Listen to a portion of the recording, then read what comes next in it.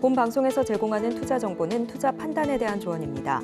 방송에서 제공하는 주식의 가치, 가격 상승 및 하락에 대해서는 방송사에서 보장하지 않습니다. 실시간 정보 브리핑입니다. S&P 500, 5,500 첫 돌파, 나스닥 18,000선 뚫어.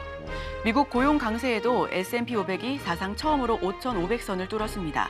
나스닥 역시 18,000을 돌파하며 다시 한번 최고치를 경신했습니다. 제롬 파월 의장의 비둘기파적 발언과 더불어 기술주의 강세가 영향을 미친 것으로 보입니다. 2분기 인도량 발표한 테슬라 랠리, 미증시 일제히 상승. 테슬라의 주가가 말 그대로 폭등했습니다. 2분기 인도량이 발표되면서 10.2% 주가가 상승했습니다. 2분기 인도량은 전년 동기 대비 줄어들었지만 시장 예상치를 상회하며 긍정적인 영향을 받은 건데요. 이에 전기차주가 일제히 상승하면서 나스닥의 상승까지 주도했습니다. 파월, 디스인플레 경로 진입, 금리 인하는 더 큰 확신 필요. 제롬 파월 미국 연방준비제도 의장이 최근 디스인플레이션 경로에 진입했지만 금리 인하를 위한 확신을 얻기 위해서는 더 많은 증거가 필요하다는 발언을 하며 시장에 영향을 미쳤습니다. 또한 9월 금리 인하에 대해서는 말을 아끼며 신중한 행보를 시사했습니다. ECB 정책위원, 연내에 한 번 추가 인하, 2번은 지나친 듯. 가브리엘 마크로프 유럽 중앙은행 정책위원이 연내에 한 번만의 추가 금리 인하를 예상한다라는 뜻을 밝혔습니다.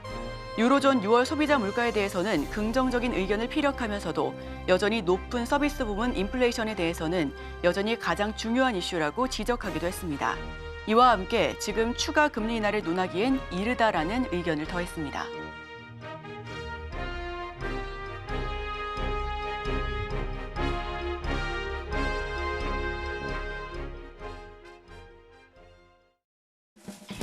여러분의 성공 투자를 응원합니다. 안녕하세요. 증시7 진행을 맡은 이소연입니다. 간밤 미증시 3대 지수 일제히 상승 마감했습니다. 제롬 파월 미 연준 의장의 인플레이션 둔화 발언에 힘입어서 S&P 500과 나스닥은 사상 최고치를 경신하기도 했는데요. 이에 따라 국채금리는 소폭 조정세를 연출하기도 했습니다. 자세한 소식은 이어지는 외신 브리핑을 통해 전달드리도록 하겠습니다. 수요일의 증시7 지금 바로 출발합니다.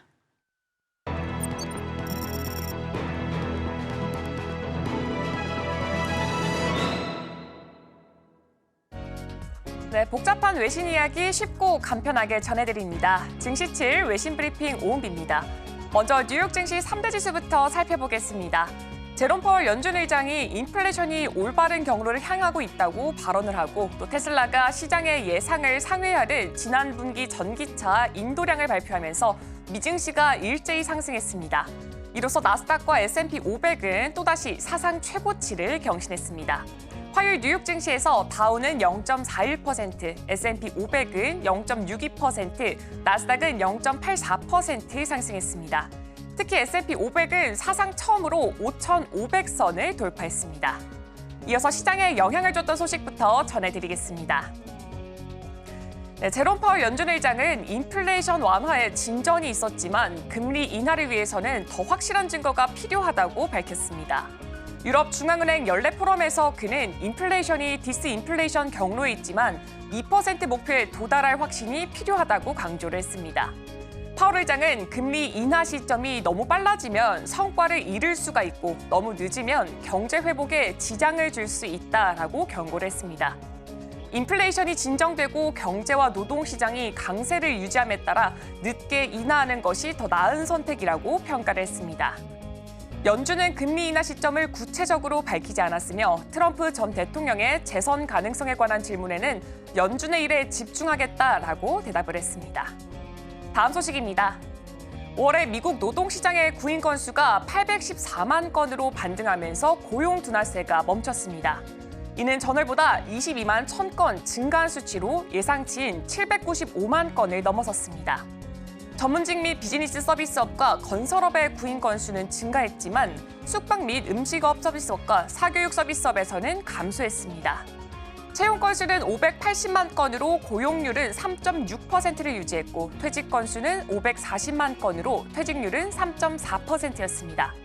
자발적 퇴직 건수는 350만 건으로 2020년 이후 가장 낮았으며 해고 건수는 170만 건이었습니다. 부인 건수의 반등은 고용 수요가 여전히 강하다는 것을 보여주고 있습니다. 다음 소식입니다. 모건 스탠리는 노동시장의 긴축이 휴머노이드 로봇의 사용 증가를 가져올 것이라고 예상을 했습니다. CNBC에 따르면 모건 스탠리는 2030년까지 4만 대, 2040년까지 800만 대, 2050년까지 6,300만 대 이를 것으로 내다봤습니다. 보고서에서는 AI 기술 발전이 로봇 산업을 혁신하고 있으며 인구 감소와 노동력 부족으로 다양한 산업에서 휴머노이드 로봇 도입이 증가할 것이라고 분석을 했습니다. 테슬라 CEO 머스크는 옵티머스 로봇이 25조 달러의 가치를 가질 수 있다고 전망을 하면서 휴머노이드 로봇이 강한 추세를 이어갈 것이라는 의견을 제시했습니다. 또한 모건 스탠리는 로봇 한 대의 제작 비용이 10,000에서 30만 달러에 이를 수가 있지만 대량 생산과 AI 도입, 중국의 저렴한 부품 사용으로 비용 절감이 가능하다라고 덧붙였습니다. 다음 소식입니다. 미국의 가상자산 업계는 바이든 정부의 규제에 지쳐서 도널드 트럼프 전 대통령의 재선을 지지하고 있습니다. 트럼프는 샌프란시스코에서 열린 정치자금 모금 행사에서 대통령에 당선되면 가상자산 규제를 완화하겠다고 약속했습니다. 가상자산 업계가 트럼프에게 기대를 거는 이유는 현재 미 증권거래위원회 위원장인 게리 겐슬러의 강력한 규제 때문입니다. 겐슬러 위원장의 SEC는 가상자산 기업과 거래소에 대한 규제를 강화해서 미국의 가상자산 시장의 성장을 저해했다는 평가를 받고 있습니다. 리플은 SEC가 제기한 소송으로 인해서 소송 비용만 1억 달러 이상을 지출했습니다. 바이든 캠프는 트럼프 캠프의 이러한 행보에 대해서 우려를 표명을 하면서 백악관의 대책 마련을 촉구하고 있습니다. 다음 소식입니다. 일본의 주식시장이 오랜만에 활기를 되찾았습니다. 2일의 니케이 지수는 4만 포인트를 돌파하면서 4만 74로 장을 마감했습니다. 이는 3월 29일 이후 약 3개월 만의 일입니다. 금리 상승 가능성으로 인해서 여기에 수혜를 입는 금융주가 상승을 했고 미쓰비시 UFJ 파이낸셜 그룹은 1,811엔으로 2006년 이후 최고치를 기록했습니다. 재무성은 7월 발행 10년물 국채 표면 금리를 1.1%로 인상해 주가 상승에 기여했습니다. 이는 지난달 0.8%에서 오른 것이며 2012년 이후 처음으로 1%를 넘은 수치입니다. 현재 10년물 국채 금리는 1.08%로 거래되고 있습니다. 한편 도쿄 외환시장에서 엔화는 달러당 161.66엔으로 38년 만에 최저치를 기록했습니다. 다음 소식입니다. 중국의 주요 전기차 업체들이 연초의 부진을 극복하고 판매 실적을 개선하고 있습니다. 비아디는 가격 인하와 신기술 도입으로 소비자 구매를 촉진해서 2분기 전기차와 하이브리드차 판매량을 대폭 증가시켰습니다. 순수 전기차 판매도 늘어서 테슬라와의 격차를 줄였습니다. 반면 테슬라는 같은 기간 중국과 유럽에서의 판매 부진으로 2분기 연속 감소할 것으로 예상되고 있습니다. 비아디는 6월 한 달 동안 월간 최고 판매 기록을 세웠고 수출도 처음으로 10만 대를 넘어섰습니다. 지커는 6월 판매량 증가로 인해서 올해 총 인도량을 크게 늘렸고 니오는 6월에 최대 판매량을 기록해서 상반기 전체 판매량을 증가시켰습니다. 다음 소식입니다. 유로존의 20개국의 6월 소비자 물가지수 연간 인플레이션이 전월에 2.6%에서 2.5%로 하락했다고 유로스탯이 발표를 했습니다. 월간 물가 상승률은 0.2%였으며 확정치는 17일에 발표가 될 예정입니다. 서비스 부문은 연간 4.1%, 식품과 알코올, 담배는 2.5%, 에너지는 0.2% 상승했습니다. 근원 인플레이션은 2.9%로 전월과 같았습니다. 국가별로는 독일과 프랑스가 각각 2.5%로 하락을 했고 이탈리아는 0.9%, 스페인은 3.5%, 벨기에는 5.5%로 최고치를 기록을 했습니다. 유로존 경제는 1분기에 0.3% 성장했으며 IMF는 올해 유로존 경제 성장률을 0.8%, 미국은 2.7%로 예상하고 있습니다. 다음 소식입니다. 영국의 배터리 스타트업 니오볼트가 5분 이내에 충전이 가능한 배터리 기술을 개발을 했습니다. 니오볼트는 4분 30초 만에 배터리 충전율을 10%에서 80%로 올리는 리튬이온 배터리를 공개를 했습니다. 이 배터리는 테슬라의 슈퍼차저보다 훨씬 빠른 충전 시간을 자랑을 하면서 내연기관 차량의 주유 시간과 비슷합니다. 이 기술은 배터리가 열을 덜 발생시키도록 설계가 돼서 배터리 수명에 큰 영향을 주지 않으며 과열로 인해서 화재나 폭발 위험도 줄일 수가 있습니다. 현재 8개 전기차 제조업체와 협력 중이며 이 기술이 적용이 되면 전기차 시장에 큰 변화를 가져올 것으로 기대가 되고 있습니다. 그러나 대량 생산에는 어려움이 있습니다. 니오볼트 배터리의 중요한 원료인 니오붑의 공급량이 제한적이기 때문입니다. 전기차 전문가 윌리엄 케프하트는 니오볼트 배터리가 이론적으로는 빠르게 충전될 수 있지만 대량 생산은 여전히 도전 과제라고 지적을 했습니다. 다음 소식입니다. 테슬라는 2분기 동안 44만 3,956대의 차량을 인도했다고 발표했습니다. 이는 전년 동기 대비 4.8% 감소했지만 1분기 인도량보다는 14.8% 증가했으며 월스트리트 예상치 43만 8,019대를 넘겼습니다. 테슬라의 인도량 감소는 전기차 수요 둔화와 경쟁 심화 덕분입니다. 한편 디아디는 2분기에 순수 전기차 42만 6,039대를 판매해 전년 대비 21% 증가했습니다. 다음 소식입니다. 세부퍼시픽이 에어버스와 최대 152대의 항공기를 도입하기로 예비 계약을 체결했다고 밝혔습니다.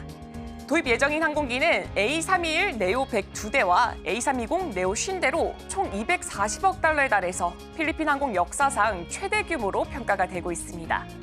그러나 대량 구매 시 할인이 적용될 수 있어서 실제 비용은 낮을 수가 있습니다.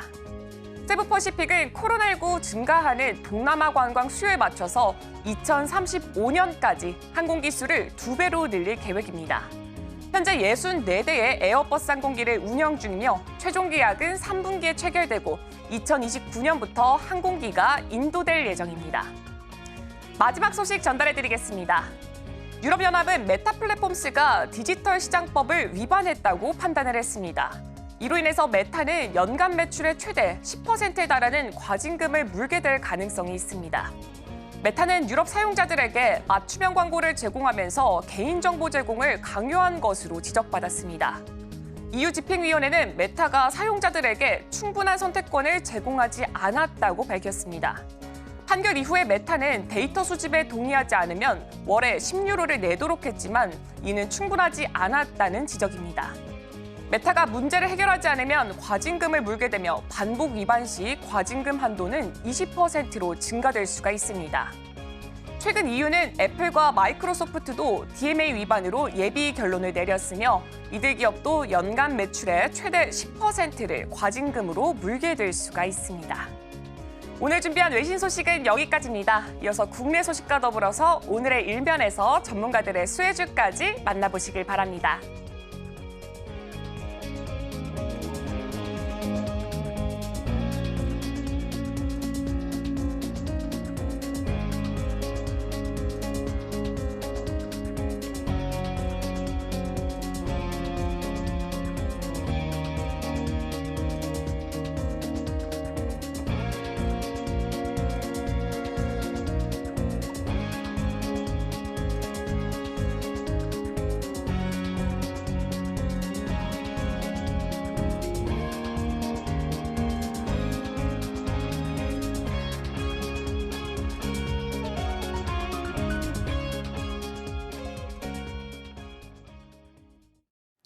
네, 서울경제TV 증시 7 조간 브리핑 시간입니다. 서울경제 신문에서 발행한 이슈 전해드리는데요. 첫 번째 소식부터 하나하나 진행해보겠습니다. 화면 살펴보시죠. 차, 스마트폰 등 소비재 수입 17% 줄어 고물가, 고금리의 체감 경기 바닥. 첫 번째 소식 전해드립니다. 한국의 올해 상반기 수입 3,117억 달러로 지난해 상반기 대비 6.5%나 줄어들었습니다. 월별로도 4월 한 차례 반짝 증가한 것을 제외하면 지난해 3월 이후 꾸준히 마이너스세인데요. 수출 회복세가 견조하지만 수입 감소세 역시 뚜렷한 상황입니다.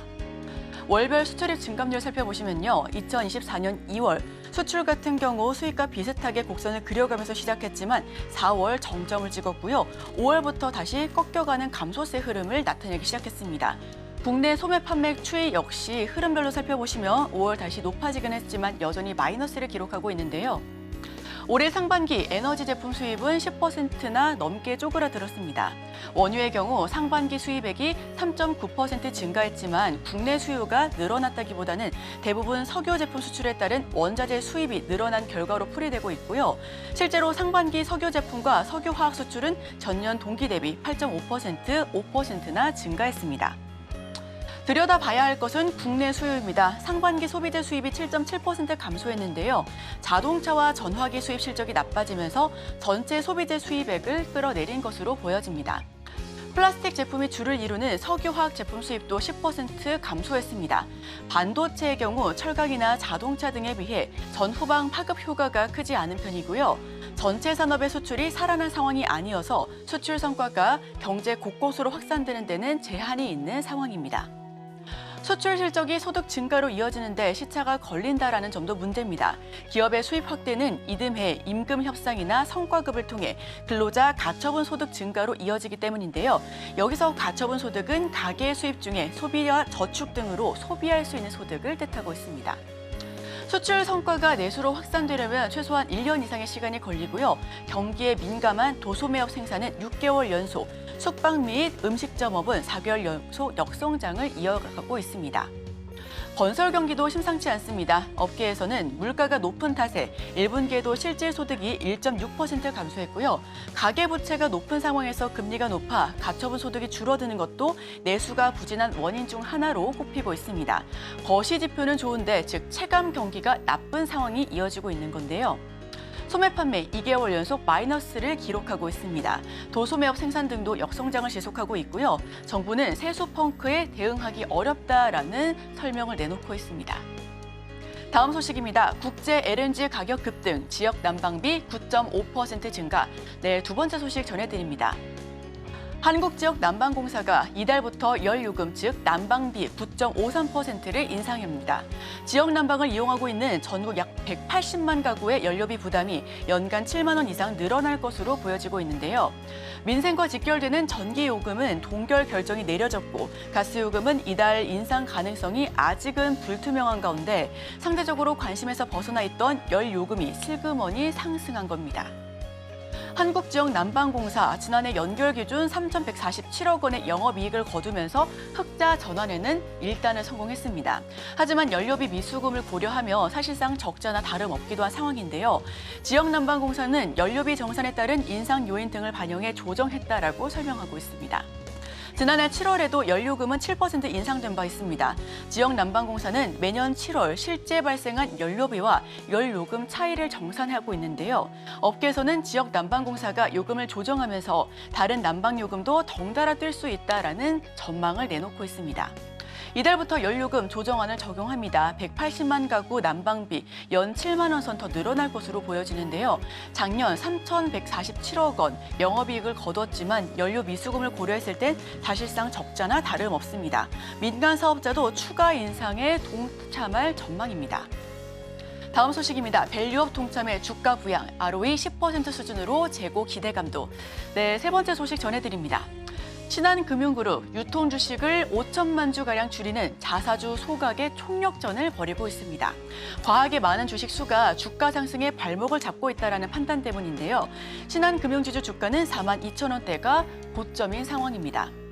그나마 정부의 밸류 프로그램 확산으로 저 PBR주 수혜를 보면서 올해 3월 51,500원까지 오른 바 있지만 반면에 하나금융은 2년 전엔 신한과 차이가 크지 않았었지만 올해는 65,300원까지 터치한 바 있습니다.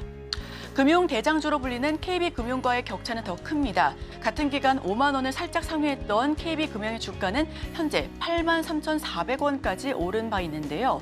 전문가들은 순이익 차이에 비해 지나치게 주가 갭이 크다라고 지적하고 있습니다. 신한금융은 다른 은행에 비해 발행 주식량이 125%에서 160% 정도로 많은 상황입니다. 이 눌려있는 주가는 급여로 자사주를 산 직원들에게도 답답할 노릇인데요. 일부 임원의 경우 주가가 38,000원 아래로 떨어지면 스톡옵션 역시 행사를 하지 못하는 상황입니다. 특히 공격적인 자사주 매입과 소각은 정부가 추진하는 주주 환원 중심의 밸류업 기조와 일치하는 측면도 있고요. 신한금융은 투자자들에게 일관성 있는 소통으로 저평가된 기업 가치를 정상화할 것이다라고 설명하고 있습니다. 신한금융지주 보통주 자본의 비율입니다. 2023년 1월에는 12.7%를 기록했고요. 2024년 1분기에는 13.1%를 보여주고 있습니다. 3대 금융지주 주가 추이 한번 살펴보겠습니다. 우선 KB금융과 하나금융지주, 신한금융지주를 살펴봤을 때 전반적으로 KB금융과 하나금융지주에 비해서는 좀 낮은 모습을 보여주고 있는데요. 신한금융 주식수 5천만 주를 줄입니다. 실적이 비슷한데 경쟁사 대비 저평가되고 있는 모습이고요. 주가 상승을 짓누르는 수급 문제도 해소해 제1교포 주주 지분율 확대 역시도 효과를 나타낼 것이다라고 설명하고 있습니다. 보통주 자본 비율 맞추기는 숙제로 남아있는 상황이네요. 네, 다음 소식 바로 연결합니다. 강달러의 호텔 신라는 울고 JTC는 웃고 마지막 소식으로 전해드립니다. 휴가철을 맞아 외국인 관광객들이 몰려오고 있지만 국내 면세업계 주가는 내리막길을 보여주고 있습니다. 과거 면세점에서 물건을 싹쓸이하다시피 했던 중국인 관광객들이 가성비에 집착하며 지갑을 닫고 있는 탓인데요. 반면 일본 면세업계는 역대급 엔저가 계속되며 호조를 보이고 있어 업계에선 향후 강달러 기조가 완화된다고 하더라도 바뀐 소비 방식 탓에 국내 면세업계가 회복하기는 시간이 더 걸릴 것으로 보이고 있습니다. 면세점 매출 비중이 전체 매출 비중에서 80%를 넘게 차지하는 호텔 신라는 1일 53,800원의 거래를 마쳤고요. 올해 들어서 17%나 넘게 하락세를 연출했습니다. 여행 수요 회복이 심각한 만큼 우선 면세점 매출에 도움이 되지 못하고 있는 모양새인데요. 최근 고환율 탓에 면세점 구매 가격이 시중보다 오히려 더 비싸지기도 한 모습입니다. 여행 수요는 빠르게 회복되고는 있지만 면세점 이용 회복은 예상보다 더딘 상황이고요. 반면 일본 면세업계는 국내와는 다른 양상을 보여주고 있습니다. 일본 현지에서 사후 면세점업을 영위하고 있는 JTC, 올해 들어서 43%나 넘게 급등했고요. 엔저 현상이 지속되면서 가격 경쟁력 면에서 우위를 점하고 있다는 분석도 나타나고 있습니다. 다만 일본 정부가 환율 관리를 위해 나서고 있는 만큼 향후 주가가 요동칠 수 있다는 점도 투자 판단에 참고하시길 바랍니다. JTC입니다. 우선 2024년 1월 2일 3,810원이었던 주가가 7월 2일 5,510원 선까지 올라갔고요. 고점으로는 6,050원까지 터치한 바 있습니다.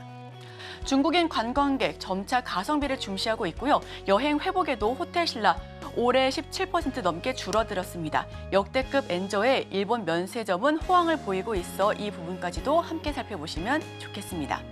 네, 제가 준비한 소식은 여기까지입니다. 계속해서 오늘의 일면을 통해 전문가와 수혜주까지 찾아보도록 하겠습니다. 저희와 끝까지 함께 하시죠.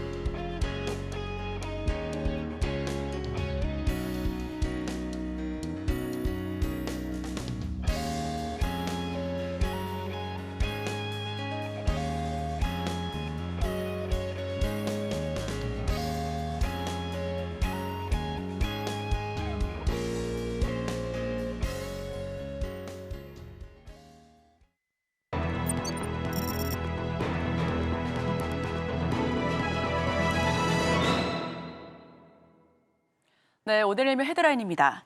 역대 상반기 주도 업종 3분기엔 쉬어간다. 헤르메스 스타 김시은 팀장 함께합니다. 어서 오세요. 네, 안녕하세요. 네, 실적 기대치가 한껏 높아진 탓일까요? 우선 헤드라인 풀어주시죠. 일단 기사의 내용들을 조금 더 살펴보게 되었을 때 상반기에 주도했던 업종들 같은 경우에는 실적이라든지 기대치가 굉장히 높았던 탓에 3분기 같은 경우에 주가 선반영에 의해서 다 좀 쉬어가는 흐름들이 나왔다라는 내용들이 줄을 많이 잃었습니다. 그 부분에서 좀 동의하는 내용도 있고 동의하지 않는 내용들도 있었는데 관련했을 때 아무래도 상반기에 주도를 했던 섹터들을 살펴보면은 반도체라든지 자동차, 음식료, 조선, 화장품 굉장히 다양한 섹터들이 떠오르는데 이런 종목군들의 특징 같은 경우를 보면은 바닥권 대비했을 때 굉장히 큰 폭의 상승이 나왔다라는 점, 적어도 100% 이상의 상승 종목군들이 굉장히 많이 나왔다라고 보시면 좋을 것 같습니다. 지수가 지난 11월부터 반등을 하기 시작해서 코스피 지수는 2750선 위를 올라가고 있는데 관련했을 때 일부 섹터, 일부 종목군들의 강세 흐름들만 연출이 되었고 오히려 지금 2차 전지라든지 혹은 인터넷 업종, 게임 이런 종목군들, 특히 소외가 되었던 종목군들 같은 경우는 그동안 굉장히 많이 쉬었기 때문에 현재는 종목에 대한 쏠림 자체가 굉장히 심화가 되었다고 보시면 좋을 것 같아요. 그러면 가장 중요한 것은 상반기를 이끌었던 이 섹터들이 하반기에도 더 이끌어갈 수 있을 것인가에 대한 부분들이라고 보시면 좋을 것 같은데 아무래도 이들 섹터의 가장 큰 원동력은 수출 데이터입니다. 수출 데이터라는 것은 결국 실적으로 반영이 될 것이고 앞으로 이 산업, 이 기업의 실적이 앞으로 더 좋아질 것이야 라는 부분이라고 보시면 좋을 것 같은데요. 다만 상반기에 좋았던 실적에 이어서 하반기에도 더 좋아질 수 있는지는 우리가 조금 더 따져볼 필요가 있지 않을까. 제가 앞서 이야기를 했던 것처럼 상반기에는 굉장히 강했던 주도 섹터가 약 6개에서 7개 정도가 되었다면 이 중에서 좀 더 살아남을 수 있는 쪽은 3개에서 4개 정도로 좀 압축을 해볼 수가 있을 것 같습니다. 아무래도 현재 증시의 자체가 거래 대금도 굉장히 안 터지고 있고 특히 지수 고점 라인대에서 방향성 아직까지 못 잡고 있죠. 그런데 현재 실적 좋을 것으로 예상했는데 더 뛰어나야 하다 보니까 결국은 지금 이 높아진 주가에서 더 끌어올리기 위해서는 보다 더 일부 종목군들에 대한 수급 쏠림이 조금 더 나타나지 않을까라고 보여지고 있어서 현재 같은 경우에는 상반기 결산 끝났고 지금 마무리해 주실 분들은 어느 정도 좀 마무리해 볼 필요가 있고 특히 수출 데이터라든지 이런 점들 우리가 조금 더 따져봐야 하지 않을까. 6월 1일에도 수출 데이터가 발표가 되었을 때 화장품과 음식료가 우리의 생각보다 좀 이제 상승폭이 살짝 꺾이다 보니까 함께 조정이 나온 모습들을 보여주고 있어서 이런 점들, 변동성이 함께 나올 수 있는 가능성은 굉장히 크다라고 보여지고 있어서 현재의 지금 이 구간은 포트를 다시 한번 변경해야 하는 시점, 그러니까 고민을 해야 하는 시점이라고 보고 있습니다. 네, 포트를 변경해야 하는 시점이 아닐까라는 그런 말씀 해주셨습니다. 우선 2010년 이후 상반기 국내 증시를 이끈 주도 업종 3분기에는 좀 쉬어갈 수도 있다라는 전망이 우세한데요. 상반기 주도 섹터는 실적에 대한 기대감으로 이미 선반영된 모습입니다. 하지만 더 갈 수 있는 그런 섹터들 위주로도 살펴보시면 좋겠고요. 그동안 눌렸던 섹터 위주로도 다시 한번 좀 불이 지펴질 수 있을지도 확인하시면 좋겠습니다. 자, 그렇다면 하반기 더욱 봐야 하는 머스트 해브 섹터 어떤 게 있을까요? 일단 머스트헤브 섹터를 보게 되었을 때 저는 최근에 가장 중요하게 보는 게 외국인의 수급이 어디로 가는지 여부라고 보시면 좋을 것 같아요. 특히 지난해 11월 이후부터 다시 한번 증시가 상승을 했고 현재 증시에 어떤 수급이 많이 들어왔냐라고 보면은 외국인의 수급이 제일 많이 들어와 있습니다. 상반기에만 외국인이 약 23조 들어와 있었고 개인 같은 경우에 한 7조 정도 매도 그리고 기관 같은 경우도 굉장히 큰 폭의 하락세가 나왔는데 그 매도를 진행을 했는데 현재 외국인이 가장 많이 산 종목군들을 살펴보면은 1등이 삼성전자, 2등이 SK하이닉스, 3등이 현대차입니다. 이들 종목군들의 특징을 살펴보면은 지난 상반기의 주도 섹터였다라고 보시면 좋을 것 같은데 그중에서 삼성전자, SK하이닉스 쪽에 대한 대다수의 수급을 쓸어갔다라고 보시면 좋을 것 같고 현대차 같은 경우에도 좀 굉장히 큰 폭의 상승이 나왔으나 이들 종목군들의 특징이라고 보면은 상반기 실적도 굉장히 좋았지만 하반기 실적도 굉장히 좋을 것이다라는 내용들이 계속적으로 나와주고 있다라는 점들이에요. 그래서 저는 지금 이 위치에서 외국인의 수급이 빠져나간다면 다른 종목군들에 더해서 반도체, 자동차 대다수의 종목군들이 굉장히 낙폭이 크게 나올 가능성이 높다. 그러면 외국인이 현재 이 위치에서도 계속 매수가 들어와 주고 있는데 이들은 과연 무엇을 바라고 매수를 하는 것일까를 생각을 해보면 여전히 반도체와 자동차 쪽에 대한 기대감이 상당히 높게 나와 있다고 보시면 좋을 것 같아서 저는 머스트헤브 섹터로는 우선적으로 반도체와 자동차 섹터를 조금 더 주목해 볼 필요가 있지 않을까라는 의견 드려보도록 하겠고 거기다가 더해서 조선주도 좀 주목해 볼 필요가 있지 않을까라는 의견도 드려보겠는데 관련했을 때 조선주 같은 경우에는 작년부터 슈퍼사이클에 대한 내용들이 나와주긴 했어요. 그럼에도 불구하고 1분기 저가 수주에 대한 물량들을 떨치게 되면서 2분기부터 실적이 다시 한번 바닥 찍고 올라가려는 흐름들이 나와주고 있습니다. 조선주 자체가 굉장히 큰 장기에 대한 사이클인데 과거 2000년대의 좀 불황 때를 겪지 않기 위해서 수요는 굉장히 많지만 설비는 제한적인 상황이라 보시면 좋을 것 같아요. 결국 이런 흐름 자체가 계속적으로 좋아질 것으로 보여지고 있고 현재 해상운임 자체에 대한 흐름들도 계속 올라가는 흐름들입니다. SCFI 지수라든지 BDI 지수가 계속 올라가는 흐름들이라서 함께 조선주 같은 경우에는 실적 베이스로도 충분히 긍정적인 흐름들을 보여줄 수가 있고 과거 2008년과 대비했을 때 그 수준까지 근접해 있을 것이다라는 내용들이 나오고 있는 만큼 조선주 같은 경우는 정말 성향 맞으신 분들 같은 경우에 포트에 대한 비중을 굉장히 많이 늘려도 된다. 저는 30%, 40%까지 늘려도 될 만큼 안정적인 산업이라고 생각을 하기 때문에 나는 장기에 대한 성향이 맞다라고 하시는 분들 같은 경우는 조선주도 함께 관심 있게 바라볼 필요가 있지 않을까라는 의견 드려보도록 하겠습니다. 네, 하반기에도 반드시 봐야 할 세 가지 섹터 살펴봤습니다. 우선은 외국인의 러브콜을 받는 섹터 위주로 알아봤는데요. 반도체와 자동차, 여기에 더불어서 좀 장기적으로 바라볼 수 있는 조선 섹터까지 언급을 해봤습니다. 자, 그렇다면 피해갈 수가 없습니다. 삼성전자 이번 5월이 아니죠. 5일에 발표할 예정인데 잠정 실적치예요. 어떻게 보실까요? 일단 잠정 실적 같은 경우는 굉장히 긍정적일 수밖에 없다. 특히 제가 앞서 이야기를 했던 것처럼 반도체, 자동차 그리고 좀 그 조선에 대한 부분에서 보면 가장 1등 섹터는 반도체라고 보시면 좋을 것 같아요. 저는 지금 반도체가 안 좋아질 수 있다라고 하시는 분들은 거의 못 봤습니다. 특히 우리가 마이크론의 실적에서도 봤듯이 마이크론 이번 실적 굉장히 잘 나왔어요. 가이던스가 좀 차분하게 나오면서 살짝 삐끗하긴 했지만 그럼에도 불구하고 디램이라든지 낸드에 대한 가격 자체가 좀 다시 한번 상승을 하려는 구간대로 보여지고 있어서 2분기 실적 또한 잘 나올 것으로 예정을 하고 있습니다. 지금 추정을 하기로는 2분기 실적 같은 경우가 매출 73조, 영업이익은 8조인데 YOY 대비했을 때 22% 그리고 1000%가 각각 증가할 것으로 보여지고 있어요. 물론 이제 실적에 대한 개선폭 자체가 우리의 예상보다 빠르긴 하지만 가장 중요한 것은 절대적인 수치가 아니라 우리의 기대보다 더 높은 실적을 나타내는지 여부가 가장 중요하다라고 보시면 좋을 것 같은데 저는 그 부분에서 최소 삼성전자가 어닝 서프라이즈다라는 내용이 나오기 위해선 영업이익이 8조가 아니라 9조 이상은 나와야 한다라고 생각하고 있습니다.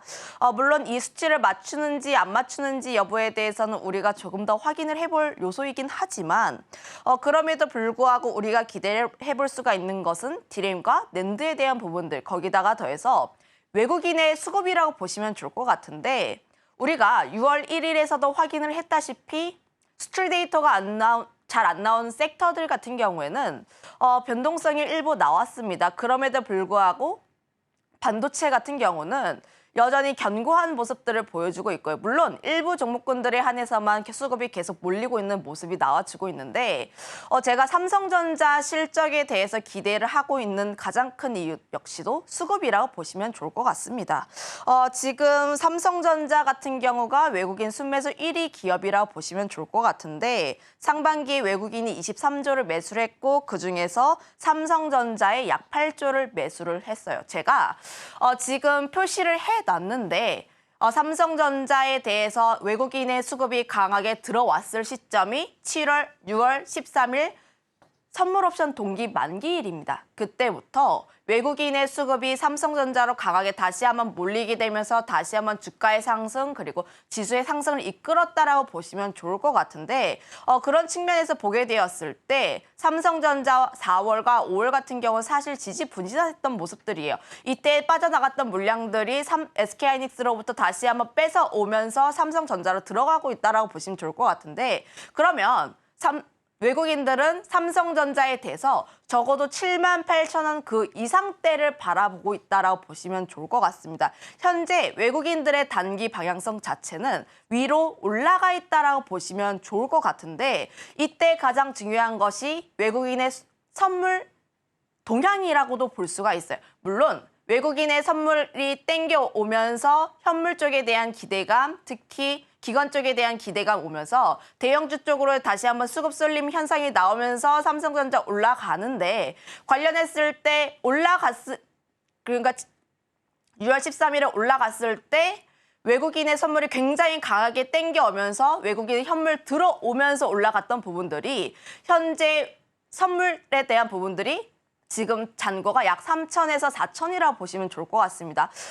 그때 목전이 약 한계치가 2조를 감안을 하면 앞으로 그 한계까지 올라올 수 있는 부분들이 약 1.7조가 넘는다라고 보시면 좋을 것 같은데 관련했을 때 그런 선물에 대한 긍정적인 흐름들을 조금 더 기대를 해보게 된다면 앞으로 상승에 대한 기대감도 상당히 남지 않을까라는 의견 드려보도록 하겠고 그리고 차트에 대한 부분을 한 번 더 보게 되었을 때 최근 두 거래일 동안 지지부진했던 모습들, 특히 지수단에서 보게 되었을 때 고점 라인대에서 방향성을 살피면서 지지부진했던 양상들이고 외국인의 수급 이탈이 이어졌던 반면에 최근 삼성전자 같은 경우에 외국인의 순매수가 계속적으로 들어오고 있는 모습들이 보여주고 있어서 현재 외국인들은 삼성전자에 대한 실적 발표에 조금 더 긍정적으로 보고 있다라고 생각을 해보시면 좋을 것 같습니다. 오늘 같은 경우도 좀 삼성전자를 비롯한 대형주 쪽에 대한 긍정적인 흐름이 나오지 않을까라고 생각을 해보고 있는데 관련했을 때 엔비디아 같은 경우에 미국 증시에서 쉬어가는 흐름들이 나와주긴 했어요. 그럼에도 불구하고 기술주들 강세 흐름들이 나타났고 야간 선물 지수도 좀 상승을 했다 보니까 대형주 쪽에 대한 흐름들이 조금 더 좋지 않을까. 거기다가 더해서 최근 삼성전자 쪽에 대한 외국인의 수급이 집중이 되어 있기 때문에 관련했을 때 삼성전자 같은 경우는 좀 더 수급이 쏠림 현상이 나오면서 추가 상승에 대한 기대감 나타나게 되면서 저는 기대감 좀 가져볼 수 있다라고 판단을 하고 있어서 오늘 같은 경우에는 삼성전자 쪽에 대한 흐름들을 조금 더 살펴봐야 하지 않을까라는 의견도 조금 덧붙이겠습니다. 네, 삼성전자의 경우에는 전년도에 DS 부문에서 실적이 정말 0으로 찍힐 만큼 성과급의 0으로 찍히는 그런 충격을 맞이했었는데요. 다만 2분기에 실적 개선의 폭과 속도가 더욱 빨라질 것으로 예상하고 있습니다. 특히나 여기에 더해서 외국인 수급까지 더해지면 하반기 내내 그야말로 더 좋아질 수밖에 없는 종목으로도 살펴보셔도 좋을 것 같은데요.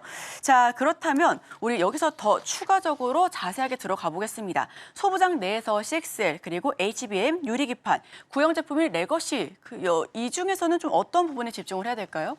아무래도 좀 실적 발표를 앞두고 있다 보니까 가장 먼저 떠오를 수 있는 부분 같은 경우에 레거시 쪽이라고 보시면 좋을 것 같은데 삼성전자가 지금 잘 하고 있는 게 레거시 부분입니다.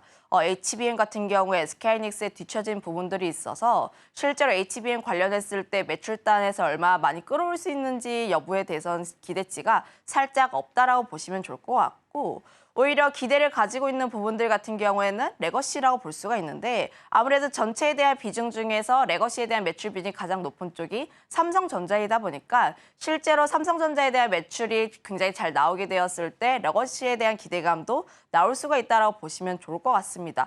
다만 저는 지금 레거시와 HBM을 조금 더 함께 봐야 하지 않을까라는 의견을 드려보도록 하겠는데 관련했을 때 반도체에 대한 부분을 성장 기대감 좀 살펴보면은 HBM에 대한 기대감이 상당히 높게 나와 있어요. HBM에 대해서 생산을 굉장히 확대를 하다 보니까 현재 디램이라든지 낸드, 특히 기업용 낸드 같은 경우에 대한 가격 상승세가 나와주고 있고 그런 고객사들의 재고량 자체가 감소하게 될 텐데 결국 레거시 같은 경우에 소재단이라든지 다시 한번 좋아질 가능성이 굉장히 크게 나와 있다는 논리가 좀 주가에 많이 녹아 들어 있습니다. 지금 그런 부분을 보게 되었을 때 현재로서는 레거시, 그러니까 레거시 같은 경우는 바닥권에서 다시 한번 올라가는 흐름들이 나와주고 있고 HBM 같은 경우에는 지금 일부 종목군들에 대해서만 수급이 굉장히 많이 쏠리고 있는 현상이 나오는데 저는 성향에 따라서 좀 다르다라고 보시면 좋을 것 같고 나는 지금 여전히 실적, 그러니까 앞으로 실적 시즌이다 보니까 현재 2분기 실적이 굉장히 잘 나올 수 있는 기업에 집중을 해보겠다라고 하시는 분들 같은 경우는 HBM을 조금 더 집중을 해보는 게 맞지 않을까라는 의견 드려보도록 하겠고, 나는 좀 장기적인 관점으로 보게 되었을 때 천천히 바닥권에 있는 종목군들을 선택하고 싶다 하시는 분들 같은 경우에는 레거시 쪽에서 소재단에 대해서 우리가 조금 더 집중을 해보시면 좋을 것 같은데, 다만 개인적인 우선순위를 좀 만들어 보게 되었을 때는 우선 첫 번째는 HBM이고 두 번째는 레거시입니다. 물론 삼성전자 실적에 대한 기대감 상당히 높기는 하나 저는 이것뿐만 아니라 개별 기업의 실적도 중요하다라고 판단을 하고 있고, 지금 현재 HBM 관련 종목군들 같은 경우에는 작년과 1분기 같은 경우에는 기대감, 그러니까 실적이 잘 나올 것이다라는 기대감 때문에 주가가 먼저 올랐다면은 현재의 단계에서는 이제 슬슬 실적을 반영을 해야 하는 시기예요. 그래서 지금 HBM 관련 종목군들 중에서도 수급이 일부 쪽으로만 몰리고 있는 이유가 이 기업이 정말 수혜를 받고 있고 그로 인해서 실적으로 반영이 되는 구간대인지 검증을 하는 시간입니다. 그래서 실적이 앞으로 더 폭발적으로 성장할 수 있는 기업들 같은 경우에는 접근이 유효하다라는 판단을 하고 있습니다. 대표적으로 DY라든지 테크윙 이런 종목군들 같은 경우가 계속해서 올라가는데 그럼에도 불구하고 계속 바닥에서 매수세가 강하게 붙고 있다는 것은 결국 투자자들의 심리가 앞으로 더 성장할 것이다라는 기대감 때문이라고 보시면 좋을 것 같은데, 저는 지금 이 부분에 대한 기대감은 유효하다라고 판단을 하고 있고, 물론 일정 라인대를 깨지만 않는다면은 저는 비중 조절을 통해서 투자는 유효하다라고 판단을 하고 있기 때문에 이 점에 대해서 우리가 조금 더 살펴볼 필요가 있지 않을까. 거기다가 더해서 CXL이라든지 유리기판 이런 테마들 같은 경우는 아직 삼성전자 실적 발표가 되기 이전에 좀 방향성을 부재하다 보니까 좀 순환매 차원이라 보시면 좋을 것 같고, 아직 좀 테마적으로 접근을 해보시면 좋을 것 같다라는 의견도 드려보도록 하겠습니다. 네, 그럼 마지막으로 김시은 팀장의 탑픽 짧게 한번 들어보겠습니다. 탑픽은 삼성전자이고요, 사실.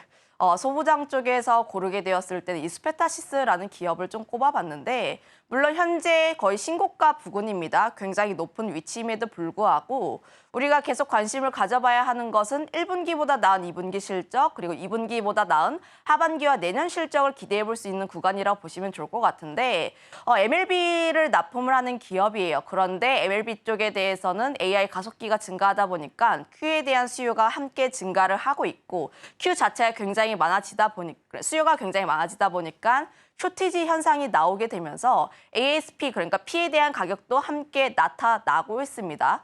저번 주에 관련 리포트들이 굉장히 다양하게 나왔는데, 그때 ASP 같은 경우가 10배 정도 상승을 할 수 있다라는 기대감도 함께 나와주게 되면서 지금 실적 베이스로 이스페타시스 같은 경우에는 추가 상승이 가능하다라는 판단을 하고 있습니다.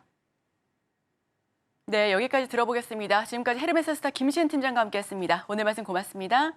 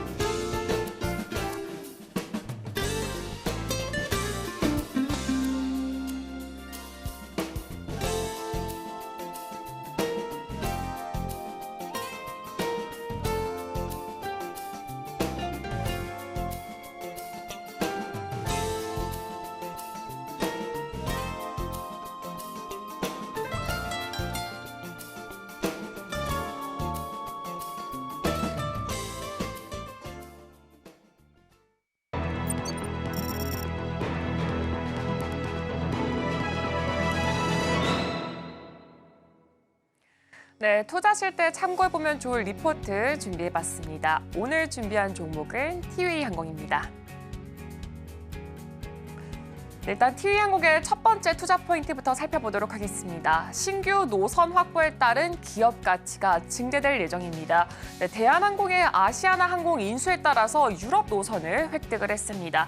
티웨이 항공의 유럽 노선 취향은 향후 발생할 수 있는 수익과 더불어서 확보가 매우 어려운 운수권인 이 파리와 로마를 확보한 점에서 기업 가치 증대가 기대가 되고 있는 부분입니다. 네, 티웨이 항공은 EU의 조건부 승인의 이행을 위해서 대한항공이 기존 운항을 하고 있던 파리, 로마, 그리고 바르셀로나, 프랑크푸르트의 일부 운수권을 이관을 받아서 8월부터 취항을 현재 준비하고 있습니다. 특히나 인천과 파리 노선의 경우에는 전통적으로 매우 견조한 탑승률을 보여주고 있습니다.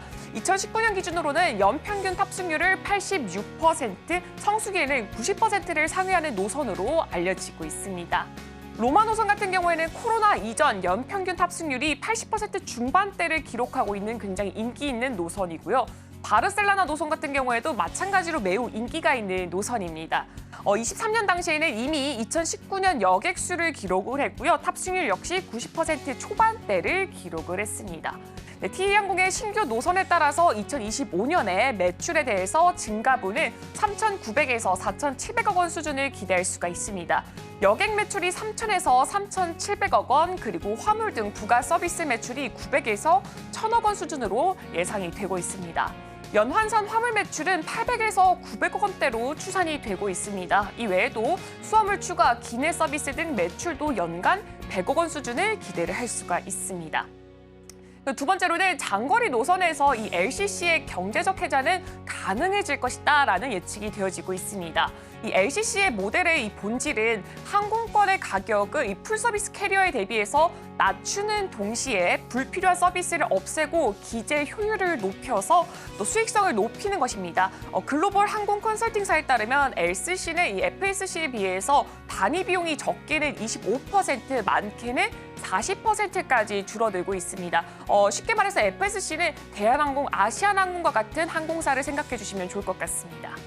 LCC의 강점은 단거리 노선에서 특히 발휘가 되고 있습니다. 특정 노선에서 이 항공기 가동률을 크게 높이면서 운영 효율을 높이는 동시에 공항 체류 시간을 줄여서 이 공항과 관련된 비용을 줄일 수 있다는 것이 이 핵심으로 작용이 되고 있습니다.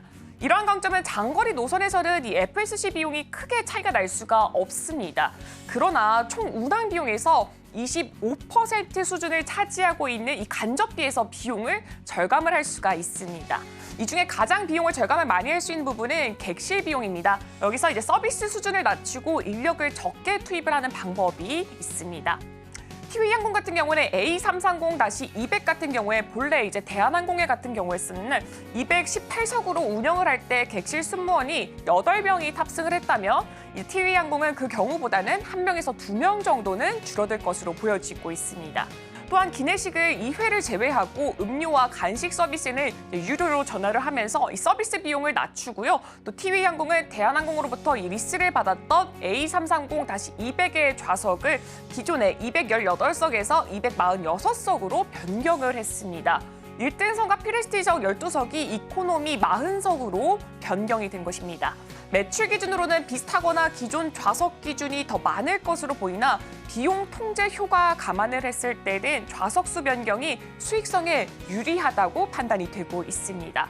장거리 노선을 운항하는 이제 항공사는 항공동맹 소속이 현저히 유리하게 작용을 하고 있습니다. 항공동맹은 노선을 공유하는 이 코드 쉐어뿐만 아니라 스케줄 협업, 마일리지 결합 등 다양한 파트너십을 구축하면서 이 시장 지배력을 높일 수가 있고요. 정비시설 공유, 지상 시스템 공유를 통해서 비용을 절감하는 효과까지 있습니다. 네, 그래서 항공동맹은 허브 공항에서 이 큰 강점을 발휘하게 되는데요. 티웨이가 신규 취행하기 예정이 되어 있는 유럽 4개 공항 중에 이 파리의 샤를드골 공항과 그리고 프랑크푸르트의 암마인 공항 같은 경우에는요. 이 유럽 내에서도 대표적으로 허브 공항으로 꼽히고 있습니다. 이 두 공항을 통해서 유럽 전역과 대서양으로의 이 이동이 용이하게 작용될 전망입니다. 현재 글로벌 얼라이언스는 원월드, 시스팀 그리고 스타 에어라인스로 세 곳으로 이루어져 있습니다. 이 중에 대한항공은 스카이팀으로 아시아나항공은 스타 얼라이언스에 소속이 되어 있는데요. 대한항공의 이 아시아나항공 인수가 완료가 된다면은 아시아나항공은 이 스타 얼라이언스를 탈퇴할 것으로 보이고 있습니다. 그러면 티웨이항공이 이 항공동맹을 추진하고 있다면 루프트한자, SAS, 로트 등 이 다수 유럽 항공사가 가입이 되어 있는 이 스타 얼라이언스로 들어갈 확률이 높아지게 됩니다. 다만 스타 얼라이언스에 가입하기 위해서는 이 높은 품질의 서비스, 그리고 운영 능력, 네트워크 등에 대한 조건이 필요하기 때문에 아무래도 진입 장벽은 조금 높을 것으로 평가가 되고 있습니다. 단기적으로는 티웨이항공이 글로벌 항공동맹에 가입할 수 있는 이 여건은 아직 아니라고 판단을 하지만 장기적으로는 티웨이항공 입장에서는 유럽 노선의 안정적인 운영이 필요하고 또 스타 얼라이언스 입장에서는 또 연간 700만 명 이상의 환승 수요가 있는 인천공항의 활용 필요성이 대두될 수 있기 때문에 이 리포트에서는 티웨이항공에 대해서 긍정적인 평가를 내리고 있습니다. 오늘 제가 준비한 리포트는 여기까지입니다. 투자하실 때 참고해보시면 좋을 것 같습니다. 네, 오늘의 핵심입니다. 현지 시각 3일 미국의 6월 FOMC 의사록이 공개가 됩니다. 오늘의 일면에서는 하반기 주도 업종에 대해서 이야기 나눠봤습니다. 투자전 리포트에서는 티웨이항공의 성장 모멘텀에 대해서 자세히 다뤘습니다. 투자하실 때 참고하시길 바랍니다.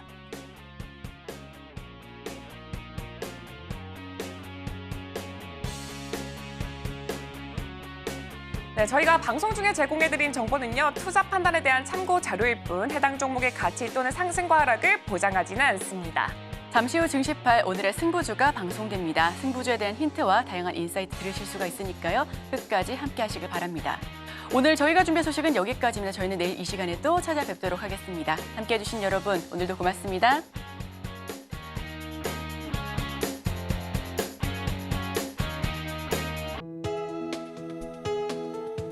본 방송에서 제공하는 투자 정보는 투자 판단에 대한 조언입니다. 방송에서 제공하는 주식의 가치, 가격 상승 및 하락에 대해서는 방송사에서 보장하지 않습니다.